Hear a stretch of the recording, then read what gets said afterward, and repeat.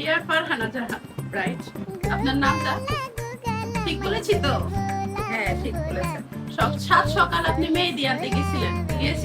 হ্যাঁ, গিয়েছিলাম। আচ্ছা, ঠিক আছে। সবসময় কে জানি মেহেদি ফেটতে গিয়ে আকাম করতো। পিয়াল, ঠিক আছে, এখন আজকে মেহেদিটা ফেটছে কে?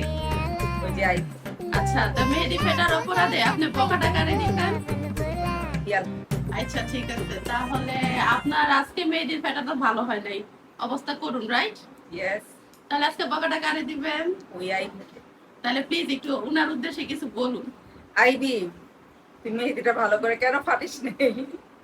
আমার অবস্থা খারাপ হয়ে যাচ্ছে, মাথা দিয়ে শুধু রস আর রস। আপনি আমাকে এভাবে বকতেন না।